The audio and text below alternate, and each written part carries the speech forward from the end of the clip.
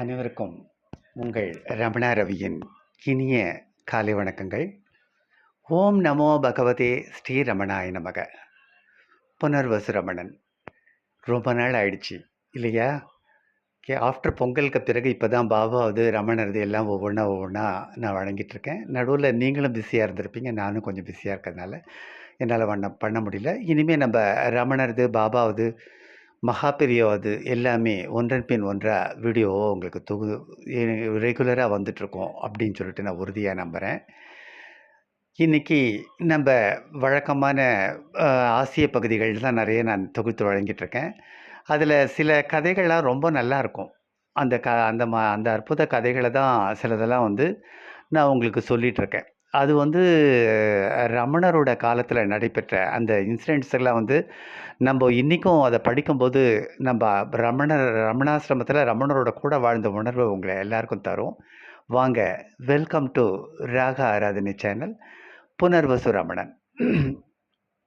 ஆரம்ப காலத்தில் அண்ணாமலையார் கோவிலில் பெரிய யானை ஆசிரமத்தை வழியாக போகும்போது உள்ளே நுழைஞ்சிட்டு தான் போகும். யானை பாகன் என்ன பண்ணுவான்னா, ஆசிரமத்துக்குள்ளே அதை அழைச்சிட்டு வருவான். அழைச்சின்னு வந்துட்டு யானையை பகவான் கிட்ட அழைச்சின்னு போய் காமிப்பா. இது யானை நிற்கும்போது பகவான் அதுக்கு ஆகாரம் கொடுக்கணுன்பார். அதுக்காகவே அந்த யானை பகவானை நோக்கி பிளிரி தன்னோட நன்றியை தெரிவிச்சுட்டு போகும். ஒவ்வொரு தடவையும் இது நடக்கிற கதை தான். ஒரு சமயம் ஜூப்ளி கோட்டைக்கு பக்கத்தில் மைதானத்தில் யானையை நிறுத்தி வச்சுருந்தார். யானையை நிறுத்தி வச்சிருந்த கோசால பக்கம் போய்விட்டு திரும்பிய பகவான் யானையை பார்த்ததும் அங்கு தன்னோட பக்கத்தில் நின்று அதுக்கு ஆகாரம் கொடுத்துட்டு இருந்தார். அன்றைக்கி ஆசிரமத்துக்கு வந்திருந்த ஒரு அமெரிக்க இளைஞன் ஆசிரமத்தில் பல இடங்களையும் ஃபோட்டோ எடுத்துகிட்டே வந்தான்.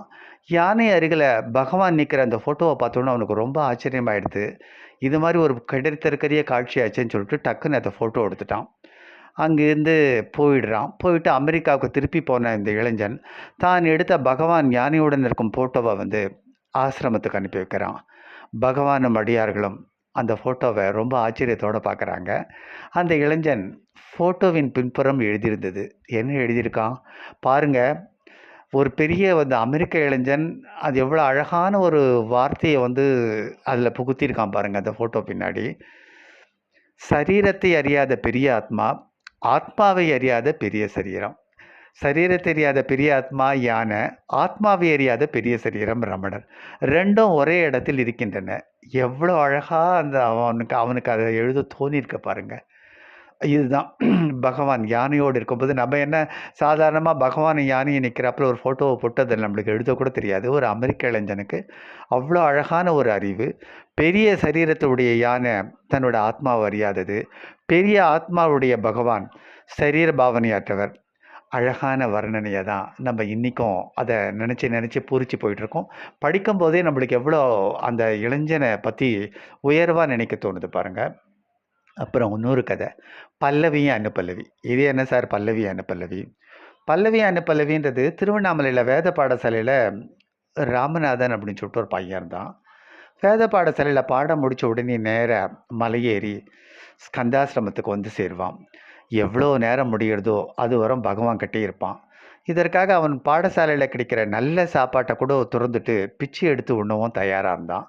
ராமநாதனுக்கு பகவான் மீது இருந்த அன்பு அத்தனை ஆழ்ந்தது என்றால் அதற்கு ஒரு மாற்றம் குறைந்ததில்ல. பகவான் அவங்ககிட்ட காமிச்ச பாசம். பகவானின் அன்னை அழகம்மை இருக்காளோ, அழகம்மைக்கு இந்த ராமநாதன் கிட்ட ரொம்ப பிரீத்தி. ஆச்சாரமாக அந்தணர்கள் உபயோகிக்கும் அந்த கல்ச்சட்டியை தேய்ச்சி வைக்கிற ஒரு பொறுப்பை அந்த ராமநாதன் கிட்ட கொடுத்துருக்கான்னா பார்த்துக்கோங்களேன் அழகாம்பாள்.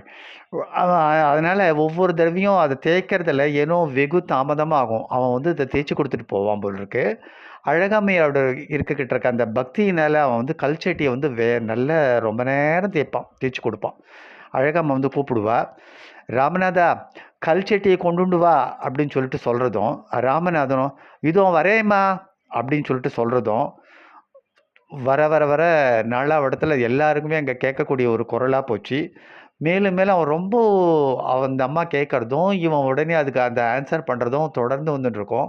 தினசரி சமையலுக்கு தேவைப்படுதால் ராமநாதனை அம்மா அது கொண்டு வர சொல்லி கூப்பிடுறதும் அவன் அதுக்கு பதில் அளிச்சுட்டே தாமதிப்பதும் பல தடவைகளில் விசித்திரமாக நடக்கும். ஒரு நாள் அந்த விசித்திரமான நாடகம் பகவானோட கண்ணுக்கு போன போது அவர் அதுக்கு என்ன கமெண்ட் கொடுத்தார், இந்த பல்லவி பாடுறத அம்மா நிறுத்த மாட்டா, இவனும் தன்னோட அனுப்பல்லவியை நிறுத்த மாட்டான் அப்படின்றார் குறுநகையோட. அதுதான் பல்லவியும் அனுப்பல்லவியும்.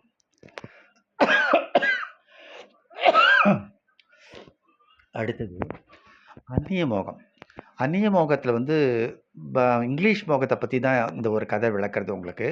ஒரு நாள் பகவானோட சன்னிதானத்துக்கு மேல்நாட்டு பாணியில் உடை அணிஞ்சுட்ட நிறைய பேர் வந்திருக்கா. இவெல்லாம் வந்து தமிழ்நாட்டை சேர்ந்தவா தான். ஆனால் தமிழில் பேசாமல் பகவான்கிட்ட ஆங்கிலத்தில் கேள்விகள் கேட்க ஆரம்பிக்கிறா. இன்றைக்கும் இது நம்மளோட வாழ்ந்துட்டுருக்குவா நிறைய பேர் பண்ணுற ஒரு இது. நுனிநாக்கு ஆங்கிலம். அது என்னதான் பெரிய இந்த மேல்தட்டு வர்க்கங்கள் மாதிரி மற்றவாள்லாம் தமிழ் பேசுகிறவாள்லாம் என்னமோ ஒன்றுமே தெரியாதுவா மாதிரி, இவா மட்டும் என்னமோ ஒன்று தஸ்பூஸ்ன்னு பேசுவா, இல்லை தாட் போட்டுன்னு பேசுவா. மற்றவாள்லாம் இவாளை ஆன்னு வேடிக்கை பார்த்துட்டுருப்பா. அது இன்றைக்கும் நடந்துன்னு தான் இருக்குது. அது எல்லா இடங்களுமே நடந்துட்டுருக்கு. அவங்களுக்கு நன்னா தமிழ் தெரியும். ஏனோ அந்த தமிழ்காரா அப்படின்றத காமிச்சிக்கிறதில்ல. ஒரு பெரிய ஒரு அவளுக்கு என்ன வெக்கமோ ஒருவேளை அந்த ஜம்பமோ அது என்னன்னு எனக்கு இன்றைக்கி கூட விளங்கலை. இது அந்த காலத்திலேயே நடந்துட்டுருக்குது. இந்த கதையை நன்னா பாருங்கள். இந்த சமயத்தில் பகவானது அடியார்களில் ஆங்கிலம் நன்கு கற்ற ஒரு அடியார் அவர்கள் பேசுவதை தமிழில் மொழிபெயர்த்து சொல்லுவாங்க. வந்தவர்கள் வந்து எல்லாரும் ஒரு தடவை செட்டாக வந்துட்டு ஒரே ஹாய் ஒயின்னு இங்கிலீஷில் பேசிகிட்டு இருக்கா. அதை மொழிபெயர்ப்பதற்கு வந்தவா எதனா சொன்னான்னா சொல்கிறதுக்கு ஒரு ஆளை வச்சுன்னு இருந்தா அவள் வந்துட்டு போயிருக்கா. அடியார்கள் வந்து பகவான்கிட்ட இவாள்லாம் தமிழ் மொழி தெரிஞ்சவாயிச்சே, தமிழில் ஏன் பேசக்கூடாதுன்னு இப்போ நான் சொன்னேன் பாருங்கள். இதே வார்த்தையை தான் பகவான் கேட்குறார். அதுவா, இவாள்லாம் பகவானை பரீட்சைக்கு வந்திருக்கா. இவாள்லாம் வந்து கொஞ்சம் இங்கிலீஷில் பாஷா ஞானம் சம்பாதிச்சிருக்காள் இல்லையோ, அது இங்கே எல்லாருக்கும் தெரியணுமோலோ. அது மட்டும் இல்லை, இவாளுக்கு நிஜமாகவே தான் பேசுகிற முக்கியமான விஷயத்துக்கு தாய் பாஷை போதாதுன்ற எண்ணம். இங்கிலீஷில் உள்ள மோகமாக்கும் இவாளை இப்படி பேச வைக்கிறது. என்ன பண்ணுறது, மகா பாவம். உள்ளே இருக்கிறதெல்லாம் வெளியே வரவானாமோ அப்படின்னு சொல்லிட்டு பகவான் பயங்கரமாக பலமாக சிரிக்கிறார். இன்றைக்கு ஆங்கில மோகம் நம்ம விட்டு இன்றைக்கும் கூட நீங்கலை அப்படின்னு சொல்லிட்டு நான் சொன்னேன் பாருங்கள். அது அந்த காலத்திலேயே நடந்திருக்கு. இதே போல் மற்றொரு சம்பவம் 1949 மாலையில் தரிசன ஹாலில் பகவான் வந்து தன்னோட அருகே அமர்ந்த அந்த சகோதரி அலமேல் மங்க, பகவானோட சிஸ்டர், உட்காந்துருக்கா. அலமேலுன்னு கூப்பிடுவா.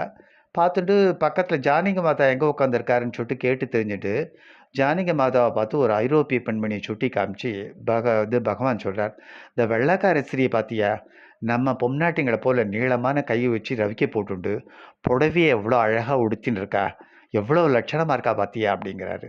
நம் நாட்டு பெண்மணிகள்லாம் அந்நிய மோகம் வச்சுண்டு அநாகரிகமாக உடை உடுத்திண்டு நம்மளோட நாகரிகமும் இல்லாமல் மேற்கத்திய நாகரிகமும் இல்லாமல் விசித்திர பிராணி போல் பரிதாபமாக பகவான் சன்னிதானத்தில் குறுக்கும் நெடுக்கமாக நடந்துட்டு இருக்கிறத இது ஸ்ரீமாதா வந்து கவனிச்சிருக்காங்க ஜானகி அம்மா. பகவான் வந்து இதனை சுட்டி காக்கும்போது மாதாவுக்கு ரொம்ப கொஞ்சம் வேதனை தான் இருந்தது. மற்றும் ஒரு சின்ன சம்பவம், அன்னைக்கு தரிசன நாளுக்கு பகவான் என் நண்பர் வந்து தன்னோட 10 வயசு குழந்தையை கூட்டின்னு வந்திருக்கார், மகளை. அந்த பெண் வந்து ரெட்டை ஜடை பின்னின்னு இருக்கு. பகவானை நமஸ்கரித்து எழுந்ததும் பகவான் அந்த பெண்ணை பார்த்து, 2 ஜடை பின்னின்னு இருக்கியே, இதே போல் முன்னால் 2 ஜடை, தலைக்கு மேலே 2 ஜடை பின்னிக்கோயேன், நன்னா இருக்குமே அப்படின்னு சொல்லிட்டு பரிகாசம் பண்ணுறார். ஹாலில் உட்கார்ந்திருந்த பகவானின் பரம பக்தியான சூரி நாகம்மா என்பவர் அந்த பெண்ணை அழைச்சிட்டு போய் ஹாலுக்கு வெளியே வந்து அந்த 2 ஜடைகளையும் கலைச்சி ஒரே ஜடையாக அழகாக பின்னி பகவான் கண்முன்னை கொண்டு வந்து நிறுத்துகிறார். அந்த பெண்ணை பார்த்த பகவான் பூரிச்சு போகிறார். இப்போ பார், எவ்வளோ லட்சணமாக இருக்குது, எல்லாரும் பார்த்தீங்களா, செத்த நாளைக்கு முன்னே இருந்த அலங்கோலம் போய் இப்போ எவ்வளோ லட்சணமாக இருக்கு பார் அப்படின்னு அந்த குழந்தையை மாஞ்சி மாஞ்சி பார்த்து எல்லார்கிட்டையும் சொல்லின்னு இருக்கார். தேசகால ஆச்சார நியமங்களை கடந்த பரமஞானி பகவான் ரமணர். ஆனால் நம்முடைய பாரதத்திற்கே உரிய கலாச்சாரம், பண்பாடு இதெல்லாம் வந்து பகவான் கிட்டேருந்து இம்மியளவும் குறையலை அப்படிங்கிறத இதெல்லாம் காமிக்குது. நமது நடைமுறை பாவனைகளை நாம் அந்நிய மோகம் கொண்டும் பிற நாட்டு பழக்க வழக்கங்களை பின்பற்றுவதும் பகவான் என்றைக்குமே விரும்பினதில்லை அப்படிங்கிறத நம்மளுக்கு காமிக்கிறது. எக்காரணத்தை கொண்டும் நாம் நமது பண்பாடு, கலாச்சாரம் இவற்றை விட்டுடக்கூடாது. நமது பண்பாட்டிற்கு வந்து உலகில் ஒரு தனி மதிப்பு, உயரிய ஒரு இடம் இருக்குது அப்படின்றத நினைவில் வச்சுக்கணும் அப்படிங்கிறது தான் இந்த கதைகள் நமக்கு உணர்ந்தது. நாம் அடுத்த அத்தியாயத்தில் மேலும் சில சுவையான இது போன்ற கதைகளை பார்க்கலாம். அதுவரையில் உங்கள் அனைவருக்கிட்டேருந்து விடைபெற்றுக்கிறது உங்கள் அன்பிற்கினிய ரமணா ரவி. ஓம் நமோ பகவதே ஸ்ரீ ரமணாய நமக. ஓம் நமோ பகவதே ஸ்ரீ ரமணாய நமக.